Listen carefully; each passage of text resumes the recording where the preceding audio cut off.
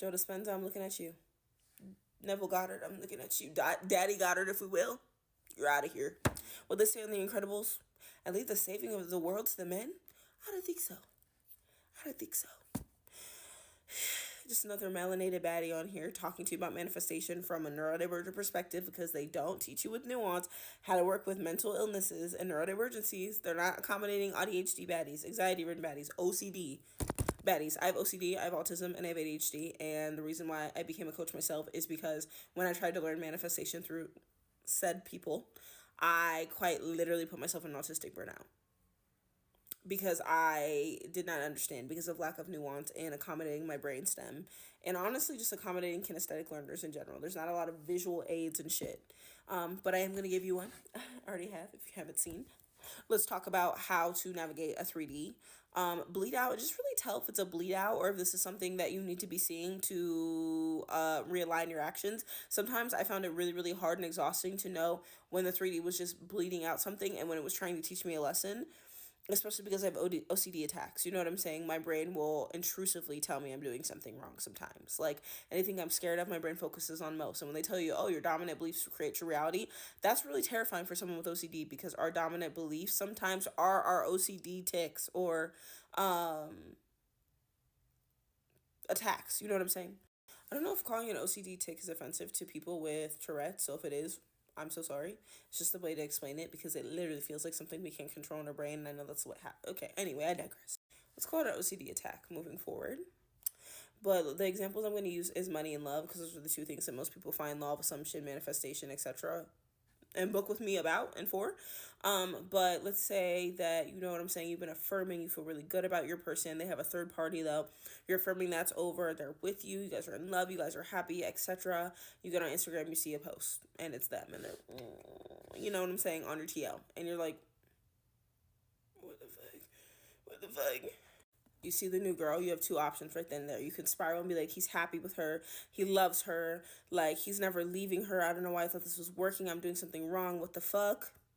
Or you have an option to look at that picture, see them together kissing, look at her and go, she ain't no diva. Meaning nobody is you. And I know it's really hard to just be like, okay, well, this is a 3D bleed out. This is a 3D bleed out. Because like, how do I know it's a 3D bleed out and not me actually doing something? But ask yourself, and this is the key. This is where it really. This is how you check yourself. Ask yourself what you've been doing in the last 2-3 weeks to a month. I like to do last 30 days to 60 days. What have I been doing? And I ask myself, if I were you, I'd be like, have I taken any scarcity? Was I checking their page? Did I get on Instagram to see if they posted? If the answer is no, I'm like, okay, no, I'm not acting out of scarcity. Like, okay, well, have I been thinking out of scarcity? Have I been wavering and thinking like, okay, they're mine, but what if they're not? Okay, they're mine. I'm like, no, I've been affirming. Like, he loves me. They're gonna break up. He's in love with me. I'm like his best and only choice.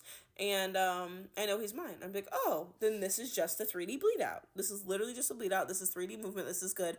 This is happening to purge it out, because I'm not reacting. The reality, and like, not the reality, the universe is gonna see. They just showed me my biggest fear and I'm not reacting. This is really dead as fuck. I'm really writing the rules now.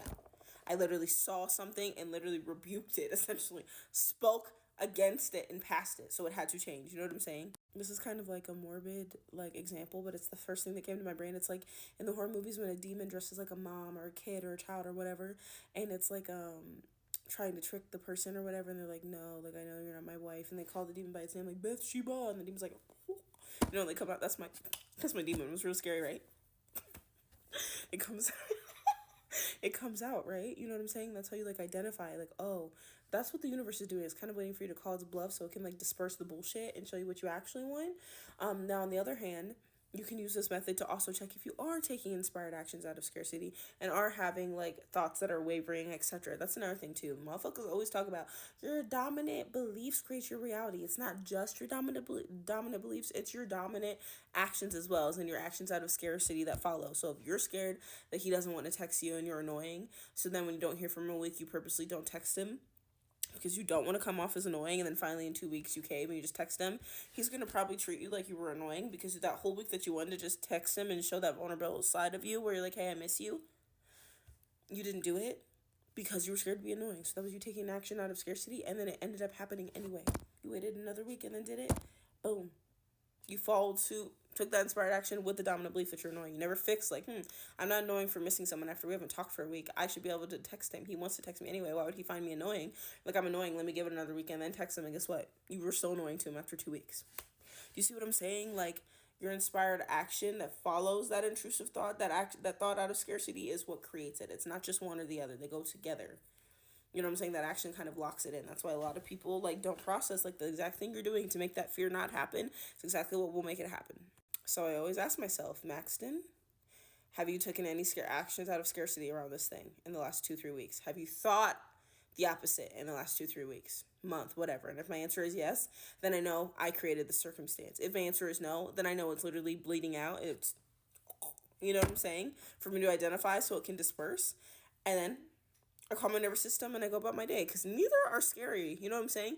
If you find out like, damn, I did take that inspired action out of scarcity, boom, you can fix it and stop doing it. You realize, damn, I did have that thought out of scarcity, boom, you can stop thinking it. If you think it's both, stop doing both. One or the other, stop doing one or the other. For me, personally, it's usually one or the other. It's like, no, I don't believe that I'm, okay, for me personally, I have a lot of fears around friendships because I have a lot of friendship trauma.